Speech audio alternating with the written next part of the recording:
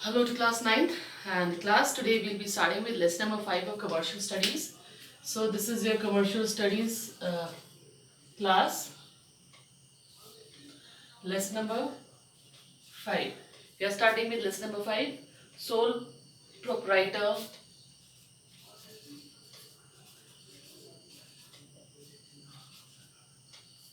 right? Sole proprietorship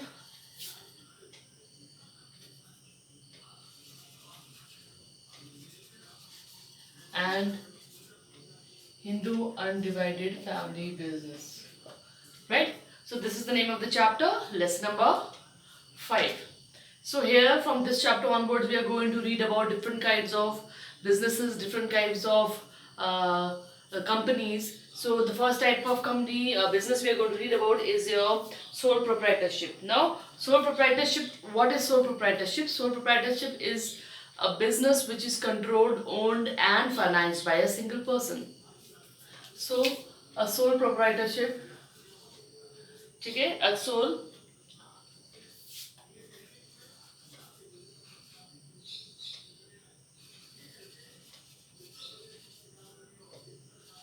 is owned, controlled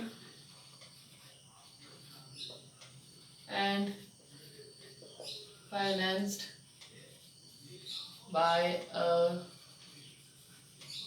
single person. मतलब इसका मालिक, इसको पैसे लगाने वाला और इसको कंट्रोल करने वाला एक सिंगल पर्सन होता है, right? So there are many definitions which have been given. So there are many definitions which we can go through. So what are the definitions? The first definition that we are going to do is the a sole proprietor is a person. A sole proprietor is a person. A sole proprietor is a person who carries on business exclusively. Who carries on business.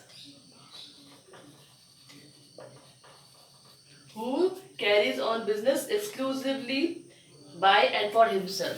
By and for himself. So what is happening here is this कि sole proprietorship basically क्या है? Sole proprietorship वो business है जिसे करने वाला भी एक सिंगल पर्सन है और वो अपने ही मुनाफे के लिए इसको करता है, इसको हैंडल भी अकेले करता है, इसमें पैसे भी अकेले लगाता है, इसमें जो नुकसान है फायदा होगा उसके वो जिम्मेदार भी क्या होगा, खुद होगा. So he will be responsible for any kind of loss और प्रॉफिट इन सच बिजनेस. ठीक है. A sole proprietor has no legal existence. तो एक सोल प्रोप्राइटर जो होता है, a sole proprietor has no legal existence. ठीक है, इसकी कोई भी लीगल एग्जिस्टेंस नहीं होती है,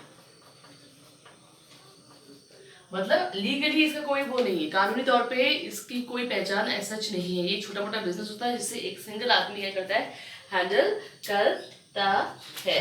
alright, now we are going to start with the features. Now we will do the features of sole proprietorship. So what are the features? ऐसे क्या पहचान है जिससे हम सोल प्रोप्राइटरशिप की पहचान बोल सकते हैं? सोल प्रोप्राइटरशिप जितना मैंने आपको बताया वो क्या है, एक ऐसा बिजनेस है जिसे एक सिंगल पर्सन कंट्रोल करता है. वो इसमें खुद ही पैसा लगाता है, वो उसमें खुद ही इसको देख रेख करता है, इसको कंट्रोल करता है. इसका अगर लॉस होगा तो लॉस को झेलेगा, अगर फायदा होगा तो फायदे को भी वो एंजॉय करेगा. राइट. तो इसकी पहचान क्या है, फीचर्स क्या है सोल प्रोप्राइटरशिप के? पहला है सिंगल ओनरशिप. क्या है? Single ownership. ठीक है. तो सिंगल ओनरशिप मतलब ये है कि इसका जो मालिक होगा वो एक सिंगल व्यक्ति होगा. इसको ग्रुप मिलकर के या पार्टनर्स मिलकर के इस तरह के बिजनेस को नहीं चलाते हैं. ठीक है. तो इसमें क्या होगा, अ sole proprietor is wholly owned by one individual. ठीक है, wholly owned by one individual. ठीक है, wholly owned by one single individual. The individual supplies the total capital from his own wealth or borrows from funds. सारा का सारा जो पैसा इस तरह के बिजनेस में लगेगा वो उसे खुद लगाएगा, अपनी जेब से लगाएगा या बोरो करके लगाएगा, कैसे करके भी लगाएगा. तो ये पार्टनरशिप वाला सीन इसमें कुछ भी नहीं होता है. Second is one man control. Second feature is one man control, ठीक है। तो सच बिजनेस जो सोल प्रोप्राइटरशिप जैसे बिजनेस होते हैं उसे कंट्रोल करने वाला क्या होता है, एक सिंगल आदमी होता है, ना कि ग्रुप ऑफ पीपल नहीं होते। सिंगल आदमी इस तरह के बिजनेस को कंट्रोल करता है। The proprietor alone takes all the decision pertaining to the business, he is not required to consult anybody, ठीक है, not required to consult anybody. He is the sole person who takes all the decisions regarding the business. Ownership and management are vested in the same person. Ownership भी एक ही बंदा रखेगा और उसका जो management है उसे भी एक सिंगल पर्सन ही करेगा. Next is no legal entity.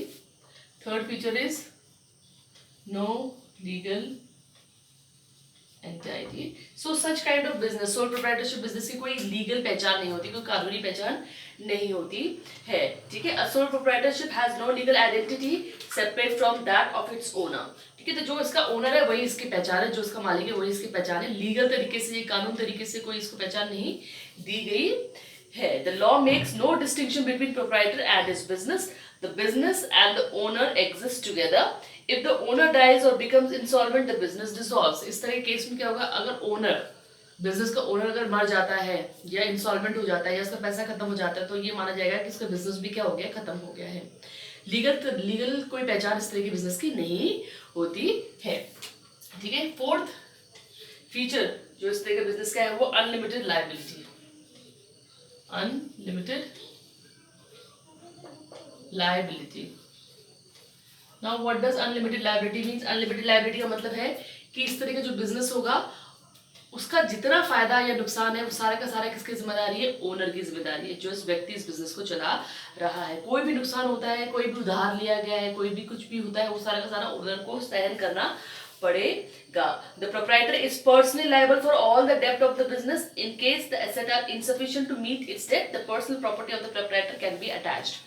अगर उसने किसी से उधार लिया है और उसकी पैसा खत्म हो गया है, वो उधार लौटा नहीं पा रहा है, तो उसकी प्रॉपर्टी को बेच करके क्या किया जाएगा, इस तरह के प्रोप्राइटर को अपने उधार चुकाने पड़ेंगे. तो इसका मतलब क्या होता है, अनलिमिटेड लायबिलिटी मतलब होता है कि इसमें बहुत ज़्यादा क्या होता है, सारा का सारा जो रिस्पॉन्सिबिलिटी है, दायित्व है, जो रिस्क है वो किसका होगा, वो ओनर का खुद ही होगा, क्योंकि वो सिंगल पर्सन है कंट्रोल करने वाला, तो उसके साथ ये होना ही है. No profit sharing.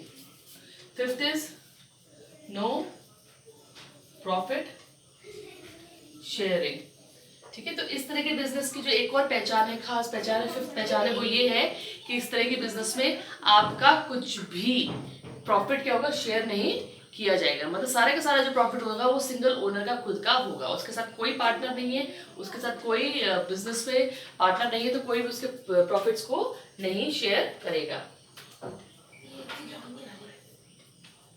ऑलराइट, तो यहाँ पे क्या है, आपका प्रॉफिट शेयरिंग नहीं है.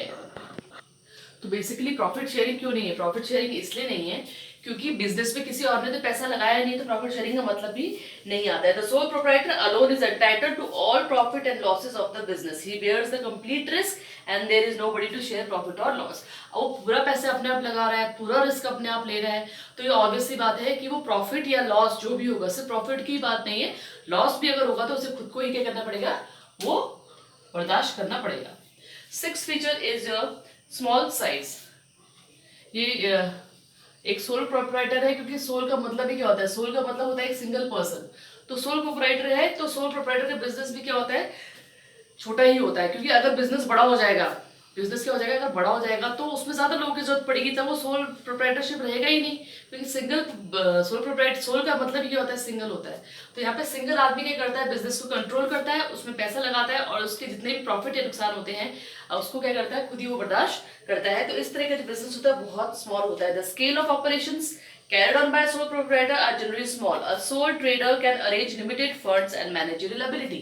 अब वो खुद ही मैनेजर है, वो खुद ही अकाउंट्स देखेगा, हर चीज को खुद ही करेगा, तो वो छोटा ही बिजनेस को संभाल सकता है. अदरवाइज अगर उसका बिजनेस बड़ा हो जाएगा तो उस केस में क्या होगा, सोल प्रोप्राइटर नहीं रहेगा, उसको किसी पार्टनर की जरूरत पड़ सकती है. तो इस तरह के बिजनेस की जो छठी पहचान है, सिक्स पहचान है, वो क्या है, it's a small business, it's a small size, no legal formalities. Seventh is your no legal formalities. सो जितने भी आपका सोल प्रोप्राइटरशिप होते हैं उनकी एक खास बात ये होती है कि इनमें कोई भी लीगल फॉर्मेलिटीज नहीं होती। लीगल फॉर्मेलिटीज मतलब होता है कि इनको स्टार्ट करने के लिए आपको किसी भी तरह की कानूनी कार्रवाई की जरूरत नहीं है, कानूनी कागजात की कोई चीज की जरूरत नहीं है। So all the things are done without legal formalities. No legal formalities are required to start and manage or dissolve the business. For starting the business, you don't need any legal formalities. Even for dissolving the business, you don't need any legal formalities. Dissolving the business का मतलब क्या है कि जो business है उसको खत्म कर देना, उसके लिए भी कोई आपको legal formalities की जरूरत नहीं है। So let's go through it once again. Sole proprietor क्या है? सोल प्रोप्राइटरशिप एक ऐसी प्रोप्राइटरशिप होती है कि ऐसा बिजनेस होता है जिसे एक सिंगल आदमी फाइनेंस करता है, हैंडल करता है और उसे कंट्रोल करता है, मैनेज करता है। ठीक है। और सोल प्रोप्राइटरशिप के फीचर्स क्या है? सिंगल ओनरशिप, सिंगल पर्सन क्या करता है? इस तरह के बिजनेस को हैंडल करता है। ओन बाय वन इंडिविजुअल, इस तरह का बिजनेस क्या है? एक सिंगल आदमी ओन करता है, वो चलाता है इसको खुद ही है। वन मैन कंट्रोल, इसका कंट्रोल की अगर बात आती है कि इसे कंट्रोल कैसे किया जाएगा तो इसे सिंगल आदमी ही कंट्रोल करता है। Then you have no legal entity, इसकी कोई अपनी खुद की लीगल पहचान नहीं होती क्योंकि इसको लीगली स्टार्ट नहीं किया जाता है। राइट। अनलिमिटेड लायबिलिटी, जो उसका ओनर होगा उसकी लायबिलिटी क्या होगी? अनलिमिटेड। इसका मतलब क्या है? अनलिमिटेड लायबिलिटी का मतलब ये है कि अगर उसे कोई नुकसान या फायदा हो जाता है या अगर वो उधार लेता है उसे लौटा नहीं पाता तो इसके लिए उसकी खुद की प्रॉपर्टी भी बेची जा सकती है, मतलब उसकी दुकान को बेचा जा सकता है, उसके घर को बेचा जा सकता है क्योंकि उसने लोगों से उधार लिया है तो उसको लौटाने की जिम्मेदारी भी उसी की बनती है। नो प्रॉफिट शेयरिंग, इस तरह के बिजनेस में प्रॉफिट शेयरिंग की कहीं बात नहीं आती। Profit is not shared in this kind of business because he is a single person who's taking the risk, who's putting the capital, using his finance. So he is responsible for his, not only for his profit but for his losses also.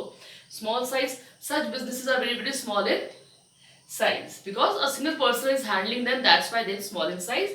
No legal formalities, किसी भी तरह की legal formalities की जरूरत यहाँ पे नहीं होती है। लीगल फॉर्मेलिटीज मतलब ये है चाहे आपको स्टार्ट करने की बात है चाहे आपको खत्म करने की बात है, इस तरह के बिजनेस की कोई भी लीगल फॉर्मेलिटीज नहीं होती है। Now we can go for merits कि मैरिट्स क्या है। मैरिट्स मतलब फायदे। तो सोल प्रोप्राइटरशिप जो होती है उसके फायदे क्या है? तो merits of sole proprietorship, merits की बात करें तो अच्छी बातें क्या है? पहली बात यह है कि easy to start and dissolve. तो पहली अच्छी बात यह है कि ये इजी टू स्टार्ट है, easy to start and dissolve. इस तरह के जो बिजनेस होते हैं उनकी बहुत अच्छी बात ये होती है कि ये इजीली स्टार्ट हो जाते हैं और इजीली डिसॉल्व भी हो जाते हैं। A sole proprietorship can be started up very easily and quickly. No legal formalities are and expenditure is involved in the establishment of sole proprietorship. There is no need for to enter in any agreement, only a license may be needed. सिर्फ एक licence की जरूरत पड़ सकती है, may be, वो भी ये नहीं है कि जरूरी नहीं है कि पड़े ही पड़े जरूरत। सो इस तरह के बिजनेस की सबसे अच्छी बात जो है, बेस्ट बात वो है कि बहुत आसानी से स्टार्ट होता है, बहुत आसानी से खत्म भी हो जाता है। किसी कानूनी कार्रवाई की जरूरत नहीं है, किसी कानूनी कागजात की जरूरत नहीं है। अगर हो सकता है कि शायद इसमें क्या हो कि आपको लाइसेंस की जरूरत पड़ सके, वो भी जरूरी नहीं है कि सारे बिजनेस में लाइसेंस की जरूरत नहीं पड़ती है। ठीक है। So similarly a sole proprietorship can be close down very easily and quickly. तो इसी तरह से अगर आपको डिसॉल्व भी करना चाहते हो, खत्म भी करना चाहते हो इस तरह के बिजनेस को, that can be easily dissolve. So बहुत अच्छी बात है कि इजीली स्टार्ट और इजी इसका डिसॉल्व हो जाता है। Second is your motivation to work, motivation to work. Now a single person is handling it. ठीक है, एक सिंगल पर्सन इसको हैंडल करता है, वो खुद ही रिस्पॉन्सिबल है प्रॉफिट्स के लिए भी, लॉस के लिए भी, खुद ही वो इसको कंट्रोल करता है। तो वो क्या करता है, अपने आप ही क्या रहता है, बहुत ज्यादा मोटिवेटेड रहता है, बहुत ज्यादा प्रेरित रहता है काम करने के लिए। उसको मालूम है कि ये मेरा बिजनेस है, मेरे को नुकसान होगा, मुझे ही फायदा होगा, तो उसको 24 घंटे क्या होता है, काम के लिए शिद्दत रहती है। The proprietor alone is entitled to receive all the profit of business and he alone has to bear all the losses. There is a direct relationship between effort and rewards. Therefore, there is an incentive to work. That's why this is one of the best merit of the sole proprietorship, that motivation to work is always there in the sole proprietor, because he is responsible for his work and he is responsible for his risks, losses and profit. That's why he is always ready to work. Third one is your quick decisions. As this is a quick decision, As a sole proprietorship, a single person is entitled to look everything. उसको सब कुछ देखना है, तो decisions को भी क्या करता है, बहुत फास्ट ले लेता है, क्योंकि he is not required to go and ask anybody, और he is not required to consult anybody, because he has the ability and he has the power to take the decisions, and moreover he has to take the correct decision because he is responsible for his own correct steps. So he tries to take the best decision, and without delay and without wasting time he takes the required decision. Quick decision and prompt action help to improve the efficiency of business operations. So the quick decisions and the prompt decisions and the right decisions also improve the efficiency of the business. So this is your third merit. Next is independent control. Next is independent control. Under this what happens is this कि यहाँ पे क्या है, एक single आदमी है, वो किसी के अंदर, he is not working anybody's under anybody, so he has the full control of the business. So when he has the full control, that means he is free to work the way he want. Whatever steps he wants to take, whatever new flexibilities he want to get in, he can get those all flexibilities or changes because he is working independently. The sole proprietor is the supreme judge of all the matters pertaining to the business. He is responsible for all authorities. He has all the authorities. He has all the power. He has all the plans. So he can take decisions independently. The control is what? Independent. Next is your secrecy of affairs. Fifth is secrecy of affairs. Secrecy of affairs means that all the things pertaining to the business are secret, because he is not sharing it with anyone. So all the important decisions or all the important things that one should not tell anybody else are with him only, because he is not sharing his secrets with anyone, right? Complete secrecy of business affairs provide him a greater competitive strength, and he is not supposed to share his plans or his weaknesses, so it gives him a very strong or a very strong point to the business. So secrecy of affairs is a very important merit of a sole proprietor. Next is a personal touch. So as he is personal touch, as he is responsible for his own business, he knows that he is responsible for our own business, and he knows that his all hard work are directly connected to the rewards. So he is always there to provide or to give a personal touches to his business, because he has started the business. He is responsible for the profit as well as for the losses. So there is a personal touch. The sole proprietor can maintain a personal touch, contact with the customer and employees. He can cater to the requirement of each and every customer. He can also build healthy relationship with the employee. Flexibility of operations.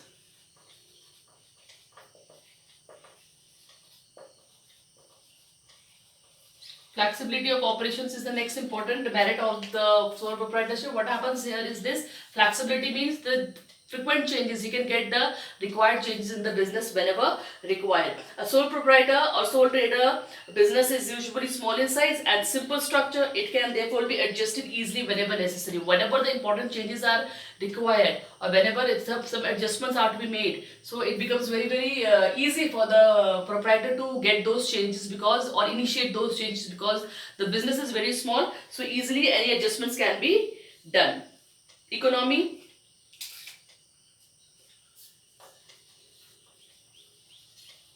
Economy मतलब क्या है, यहाँ पे जितने भी खर्चे होंगे वो क्या होंगे, बचा के किए जाते हैं, क्योंकि एक सिंगल आदमी is handling everything. He is looking after the managerial things, he is looking after the accounts, he is looking after all other things. So all the money is saved, right? He does not appoint specialists for various functions. Therefore the management is independent and less expensive, because he do not need any manager or any special expert or a skilled person. Because he himself is doing everything, handling everything, so he need not to pay anything to anyone. So here the money is saved. The last is social utility. Last is your social utility. Social utility means good for society. So अब sole proprietorship है, खुद का business कर रहा है, तो यहाँ पे क्या है, वो खुद ही जॉब अपॉर्चुनिटीज क्रिएट कर रहा है. वो अपने लिए तो जॉब बना ही रहा है, क्रिएट कर ही रहा है.